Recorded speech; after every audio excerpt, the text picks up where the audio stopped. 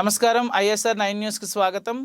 రైతు బంధు డబ్బులు ఆపి ఉద్యోగులకు జీతాలు చెల్లిస్తారా అంటూ మాజీ మంత్రి హరీష్ రావు చేసిన వ్యాఖ్యలు తీవ్ర అభ్యంతరకరమని, దీన్ని తీవ్రంగా ఖండిస్తున్నామని పీఆర్టీయూ తెలంగాణ మహబూబ్ నగర్ జిల్లా శాఖ అధ్యక్ష కార్యదర్శులు శ్యాంబాబు, రమాకాంత్, జిల్లా వర్కింగ్ ప్రెసిడెంట్ నాగిరెడ్డి, నాగల్ కర్నూలు జిల్లా ప్రధాన కార్యదర్శి సాయిరెడ్లు అభ్యంతరం వ్యక్తం చేశారు. హరీష్ రావు వ్యాఖ్యలకు నిరసన వ్యక్తం చేస్తూ మహబూబ్ నగర్ జిల్లా కేంద్రంలోని తెలంగాణ చౌరస్తాలో హరీష్ రావు దిష్టిబొమ్మను దగ్ధం చేశారు. ఈ సందర్భంగా జిల్లా పీఆర్టీయూ తెలంగాణ నాయకులు మాట్లాడుతూ, తెలంగాణ రాష్ట్ర అభివృద్ధి కోసం నిరంతరం పాటుపడుతూ ప్రభుత్వ పథకాలు ప్రజలకు అందించడంలో ఉద్యోగ ఉపాధ్యాయ పాత్ర కీలకమని, గత ప్రభుత్వం జీతాలు ఆలస్యంగా చెల్లించడం వలన బ్యాంకు లోన్లు సమయానికి కట్టలేక పైన చెల్లించామని, సిపిఎస్ ఉద్యోగ ఉపాధ్యాయులకు డిఏ బకాయిలు, పిఆర్సీ బకాయిలు గత ప్రభుత్వంలో పెండింగ్లో ఉన్నాయని, దానిని ప్రస్తుత ప్రభుత్వం చర్చిస్తుంటే ఇలాంటి బాధ్యతారాహిత్యమైన వ్యాఖ్యల వల్ల ప్రజలు ఉద్యోగులపై ఉసుకొలిపి ప్రయోజనం పొందాలనుకోవడం